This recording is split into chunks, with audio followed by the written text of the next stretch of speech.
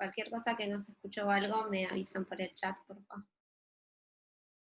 Bueno, el NIRS es una técnica de monitorización no invasiva que se utiliza la luz cercana al infrarrojo como el método para medir el metabolismo cerebral.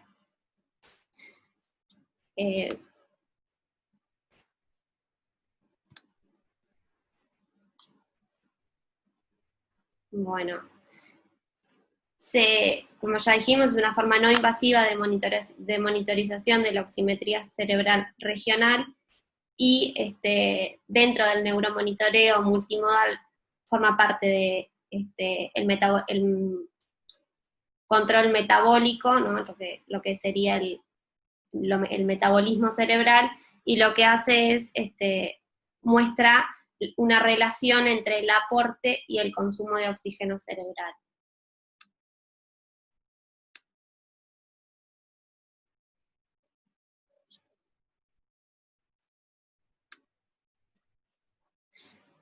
La forma en que esto se hace es, se emite fotones de luz mediante un dispositivo, que vamos a ver la imagen, se emite fotones de luz en una cercana al infrarrojo, que son entre 730 y 810 nanómetros, y parte de estos fotones se van a absorber y parte de ellos van a volver a la piel por reflectancia. Estos que vuelven van a ser analizados por detectores, y la diferencia entre lo que se emite y lo que vuelve se analiza, y eso muestra la saturación regional de oxígeno en ese sector que vamos a medir del cerebro, que ahora vamos a ver bien cuál es.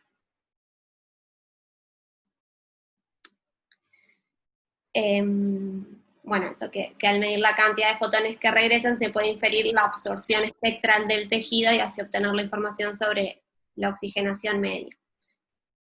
Las sustancias que absorben los fotones se llaman cromóforos, ¿no? Que son sustancias que absorben la luz. Y el cromóforo con mayor absorción de luz que tenemos en el tejido corporal es la hemoglobina, y esta absorción de luz va a variar según su estado de oxigenación.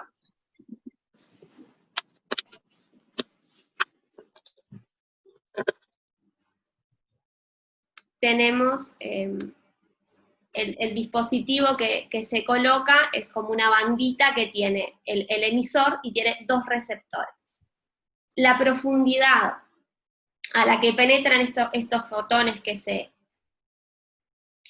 emiten va a depender de la distancia a la que se coloque nuestro detector, ¿no? Que en nuestro caso son distancias fijas, que tiene un emisor y dos receptores.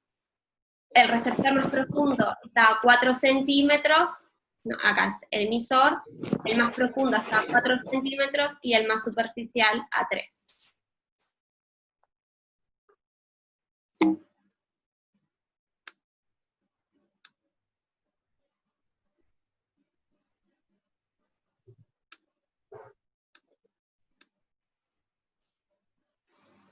Se utilizan dos sensores, que son estos. El que utilizamos nosotros es este. Acá se ve el emisor y los dos receptores, y se colocan a ambos lados de la línea media. Acá, como dijimos, el emisor se encuentra a 3 centímetros del receptor superficial y a 4 centímetros del receptor que es más profundo. El receptor superficial lo que va a detectar es, bueno, el estado de oxigenación, pero de piel, cráneo y tejido subcutáneo, y el más profundo va a detectar piel, cráneo, tejido subcutáneo y la corteza cerebral por debajo. Lo que se analiza, se hace una resta de esto, entonces el valor que nosotros vemos, que se obtiene, sería solo de la corteza cerebral que se encuentra por debajo de las bandas.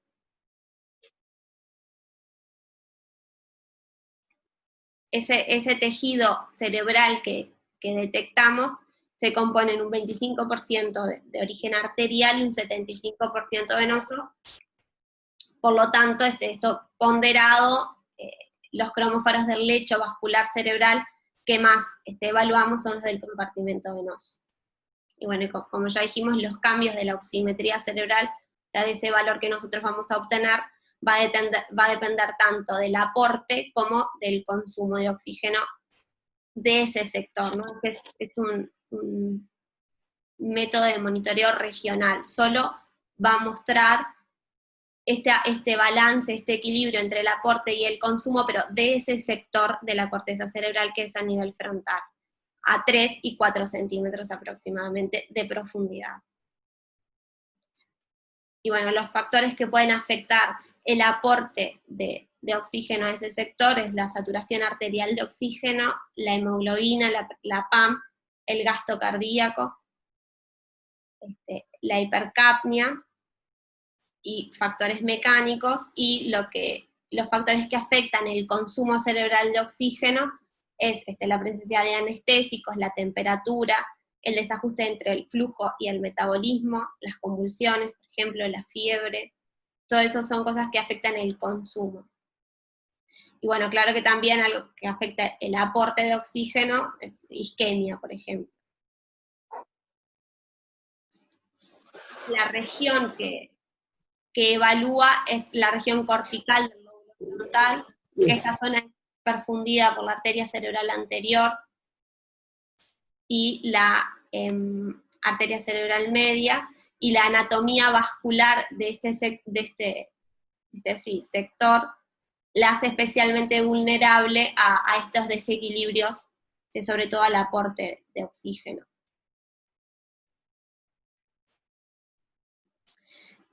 El rango normal se vio en 2 estudios que en individuos sanos varía entre un 58 y un 82%, hay una variación interpersonal muy amplia.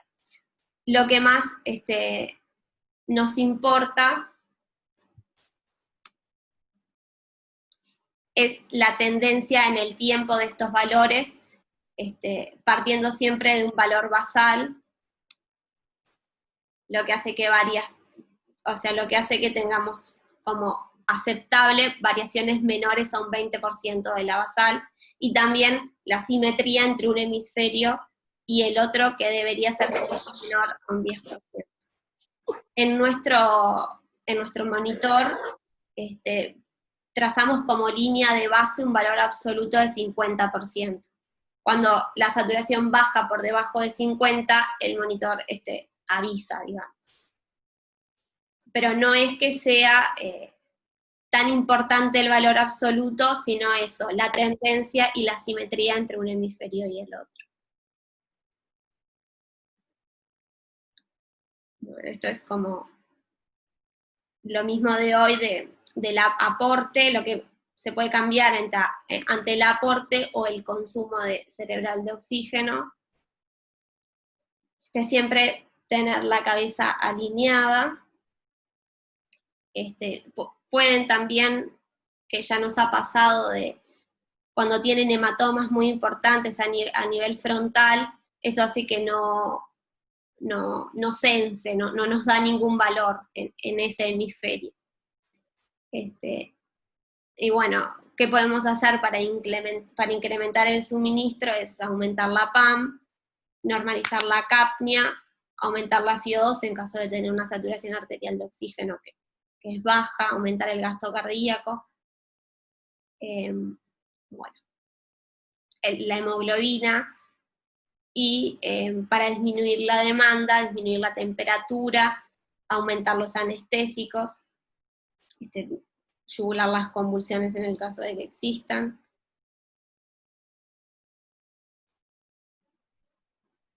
Y las indicaciones de esta técnica se utilizan mucho en anestesia, para procedimientos de endarterectomía carotidia o neuroendovasculares, en cirugía cardíaca. Nosotros podemos hacer identificación temprana de hematomas intracraneales, que obvio que es como multimodal, sería como una de las cosas, de las tantas cosas que nos ayudan, ¿no? Como entre todo, o entre el Doppler, la vaina del nervio óptico, todo junto. de detectar episodios de desaturación en pacientes con TEC severo o cualquier neuroinjuria en realidad, de monitorización de los cambios hemodinámicos, para el manejo de la hemorragia subaracnoidea, que puede ser útil para detectar isquemia, por ejemplo, evaluar la reactividad a la capnia, también se puede utilizar como para monitorizar la autorregulación cerebral, si está conservada o no, y para el manejo de la epilepsia. Acá tenemos como varias interpretaciones de acuerdo a lo que querramos como valorar. La reactividad al CO2, sabemos que cuando aumenta la CO2 hay vasodilatación cerebral, por lo tanto la saturación regional de oxígeno, que es lo que el monitor nos muestra, va a aumentar, ¿no? Ante caídas de la hemoglobina va a disminuir, ante caída del flujo sanguíneo cerebral y el volumen sanguíneo cerebral también va a disminuir. La hipotermia produce tanto disminución del flujo como disminución del metabolismo cerebral, por lo que la saturación regional de oxígeno debería mantenerse constante, pero llega un punto que la hipotermia profunda produce más disminución del metabolismo que del flujo, por lo tanto tendríamos un aumento de la saturación, y también sirve para monitorizar el recalentamiento, ¿no? Ya que si aumenta, al recalentar aumenta el consumo, pero no aumenta el flujo, y de desaturación.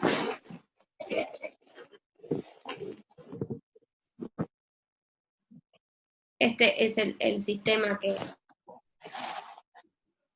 que nosotros utilizamos, es este mismo monitor, con los canales, que lo que vemos es este sector de arriba, que es para cerebral. Esto acá se utiliza el de abajo para sensores somáticos, que nosotros no los utilizamos.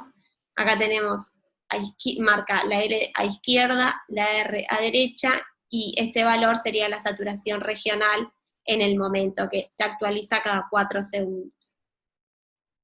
Es uno de estos canales que cada canal tiene derecho e izquierdo, y va los sensores.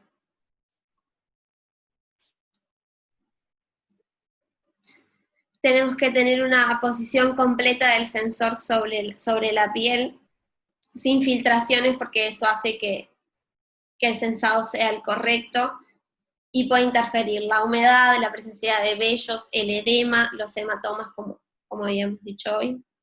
Siempre es importante, antes de colocar el sensor, limpiar bien la piel, que no esté húmedo, y que quede bien pegada, sin filtraciones. Y este es el monitor, nuevamente, lo que decíamos hoy. Izquierda a derecha, la saturación, que este es el valor que se actualiza cada 4 segundos, que es en el momento. Y este es el valor basal, que lo marca más pequeño acá. Y que aparece el porcentaje es la variación entre el valor basal y el valor actual. Acá están las gráficas de tendencia que muestra el sensor 1 y el 2, y esta es la línea de base, que en este caso está puesta en 40, en nuestros monitores están en 50. Y bueno, no sé si me olvidé de algo, alguna duda o...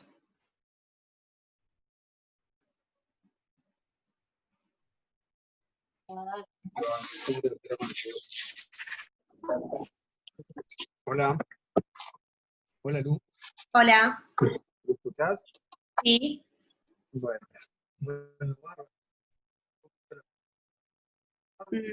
No, ahí ya no escucho. Hola. ¿Ahí me escuchás? No, muy bajo.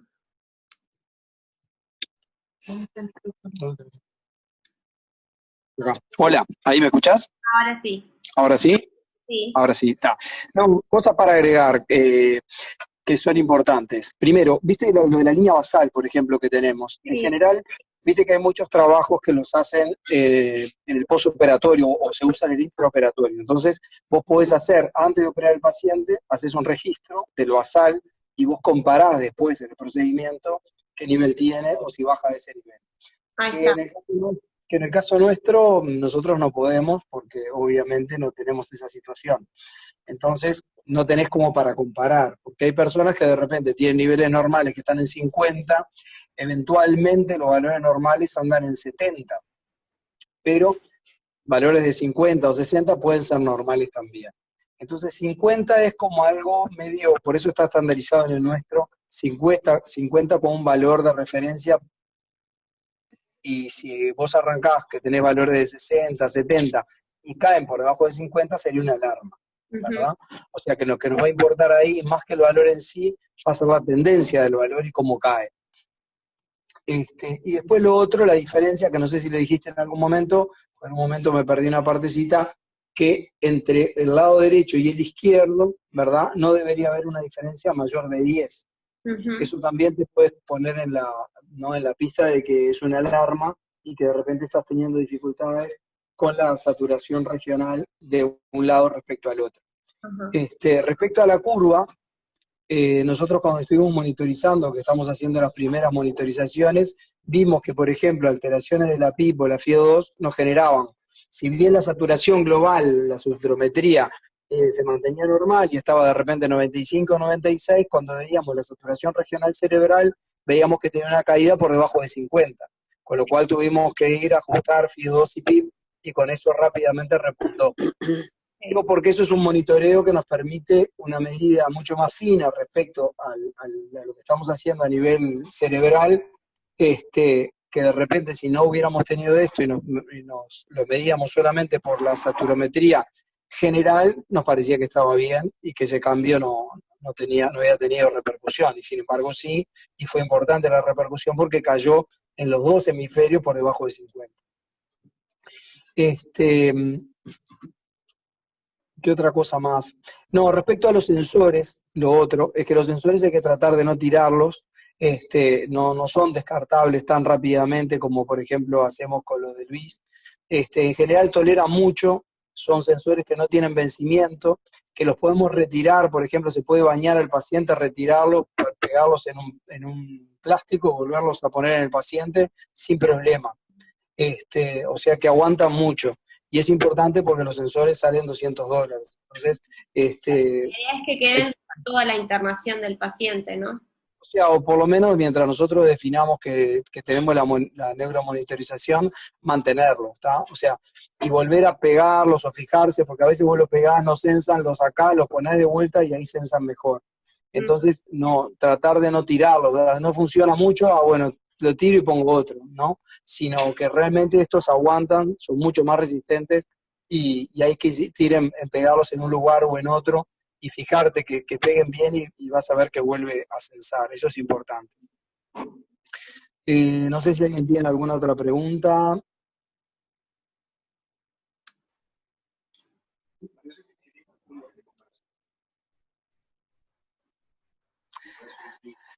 Y bueno, en realidad la diferencia, eso te contesto, Alex, y respecto a la saturometría, digamos, de poner un golfo, en realidad vos con el golfo estás teniendo algo global, y esto estás teniendo algo como más regional y frontal solamente.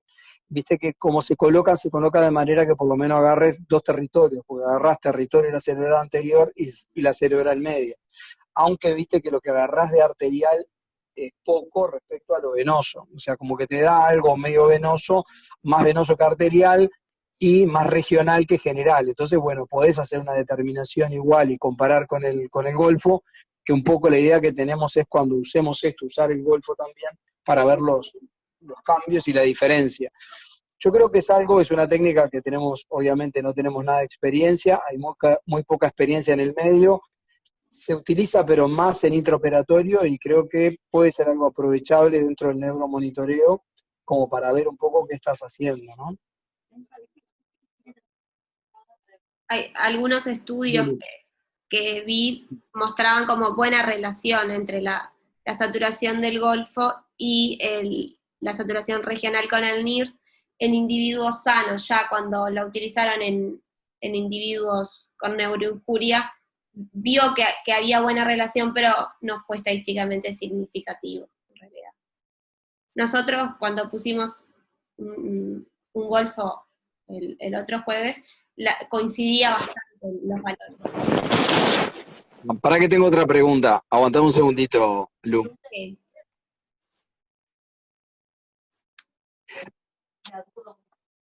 Claro, en realidad me pregunta si se puede usar en el sector posterior. En realidad el método está validado para el sector anterior. ¿Está? Fundamentalmente porque, claro, no llegás. ¿Está?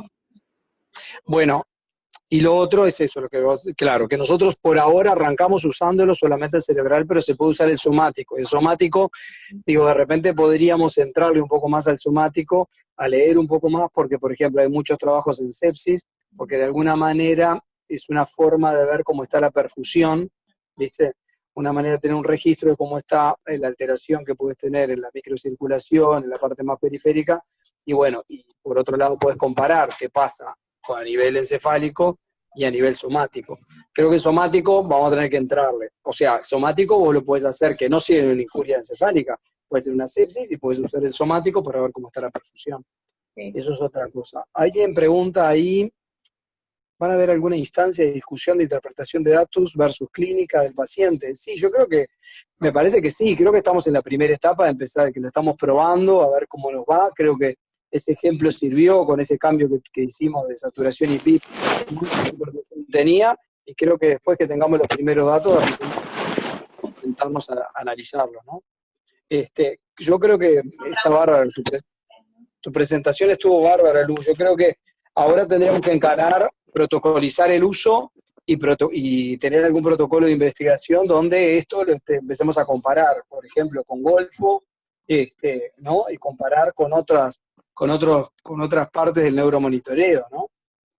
A veces puede ir por ahí, y perfectamente, porque tenemos sensores, podemos plantearlo para sepsis en algunos pacientes donde poder evaluar la microcirculación distal y ver qué pasa. ¿Qué vas a decir, Lu? No, nada.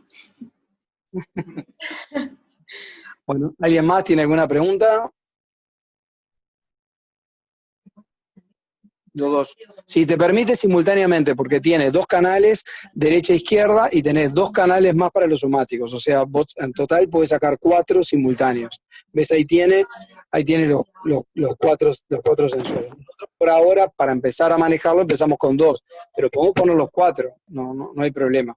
El tema es si realmente se justifica, o bueno, si vos estás planteando por un trastorno, ¿no? Digamos, a nivel también somático, no solamente cerebral. Por eso, claro. Bueno, Lu, felicitaciones, muy bueno. Vos lo grabaste, así que vamos a ver si lo subimos. ¿Está?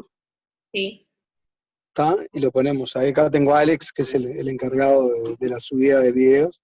Bueno, bárbaro. Bueno, muchas gracias, Lu, te pasaste. Chao, chao. Chao, gracias.